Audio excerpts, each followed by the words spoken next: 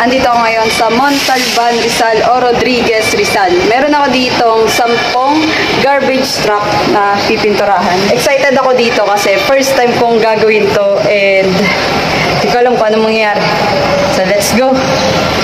First day, kinuha ko muna yung measurement at nag-sketch ng reference. SQDC na lettering at may dalawang stripe na kulay orange and blue sa taas. Challenging siya kasi dapat pare-parehas ang sukat and at the same time hindi ko talaga siya porte. Kaya sa second day, gumawa na ako ng stencil. So mga idol, inabot na ako ng gabi. So dito tayo magpapagabi sa ating project. Noong unang day hindi ako nagpagabi. So ito yung pangalawang day ko and mag-overnight na ako ngayon.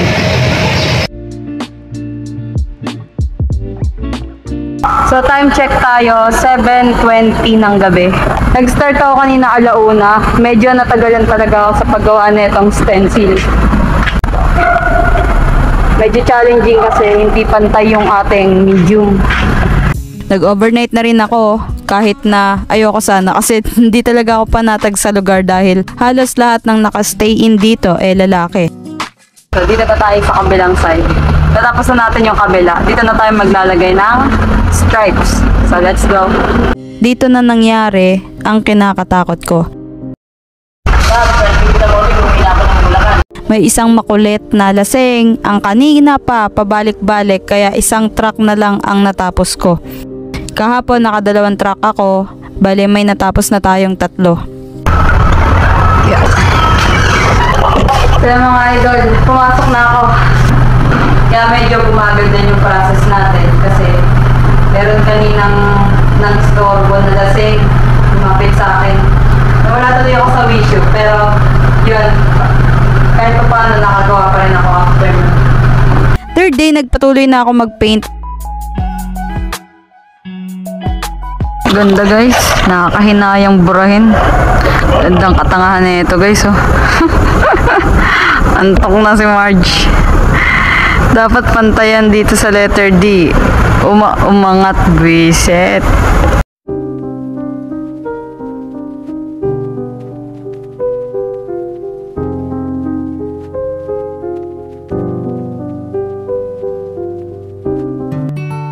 Fourth day, medyo nakakapako na yung teknikan.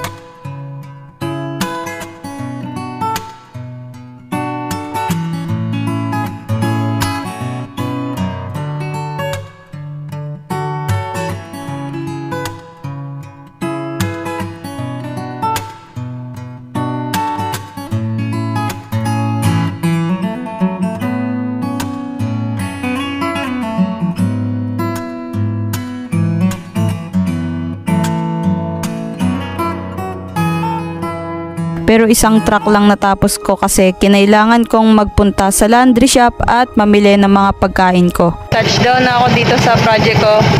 Kakapumili ko lang and kakapunta ko lang sa laundry shop. Hindi na ako umuwi kasi layo ng pinanganan para umuwi. So yun mga idol, meron lang akong gustong i-share na napansin ko dito sa Montalban. Grabe, wala talaga akong masabi sa pagiging friendly ng mga tao. Maliban dito sa mga tao sa loob ng company mismo. Tulad yan, namili ako at pumunta ng laundry shop. Una pa lang sa gasoline station, yung mga ano nila doon, mga pump boy and pump girl. Akala mo talaga matagal ka na nila kilala, hindi ka nila ituturing na stranger. Hanggang sa mga nakatambay, talagang pag napatigil ka lang sa tapat nila, yayain kang kumain. Sobrang natutuwa ako sa mga tao dito, napaka-friendly nila talaga.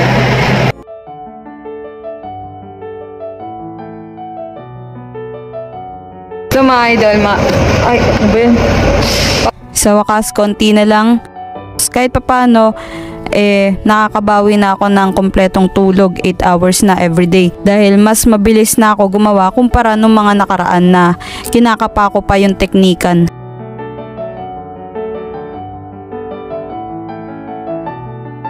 Fifth day, tinapos ko na yung paglilinis ng mga details at all in all, naka 5 trucks na ako.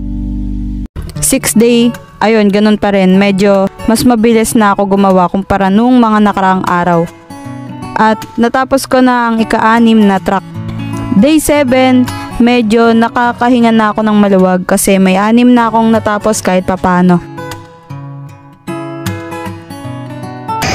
Sobrang antok na ako guys. Grabe. Hindi ko na kaya. Kaya ako matapos. Day 9, sa wakas konti na lang.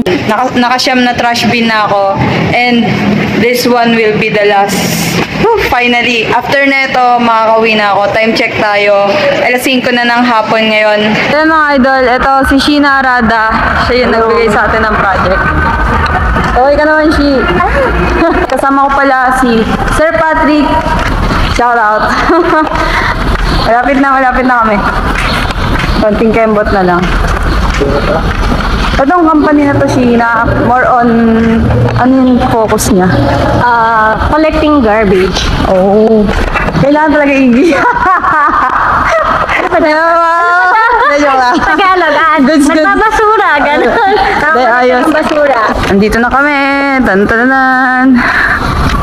Uy, ang ganda dito. Natanaw talaga yung bundok. Ano masasabi mo, Sir Patrick? Parang yan tayo mata niya. Tingnan nyo. Parang dito naglalaro yung mga yung mga COD. Dito yan, real life. COD. Puro truck yung makikita nyo. Pag-ikot nyo. Dito tayo. Lusot tayo dito. Tan-tan-tan. Dito angas ng setup.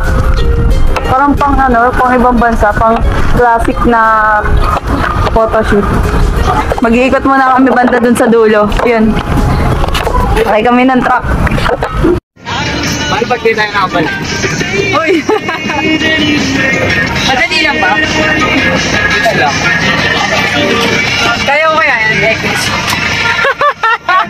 Natakot siya.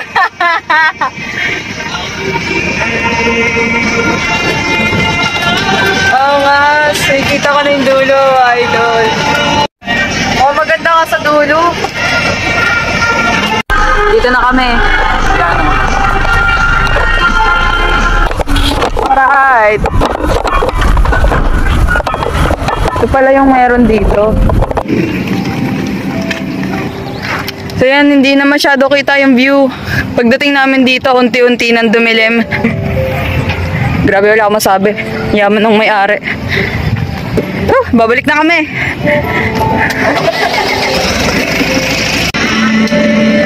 Mabigyo yan eh. Ang dilim kasi kapag front.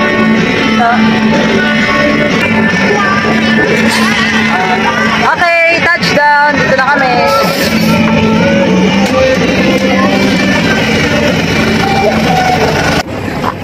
Saan sila? Tignan natin kung ano meron dyan sa taas. Uy, ang lawak pala niyan. Parang bahay. Spider-Man! Thank you. Unboxing. Ganito pala yung loob ng mga ganong box-box.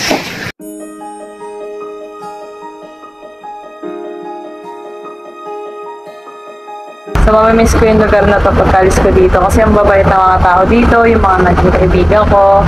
Gabi isang linggo rin ako nag-stay dito. Stay in, mga idol. Dito ako natutulog, dito ako naliligo, dito lahat. So, let's do this. Let's go.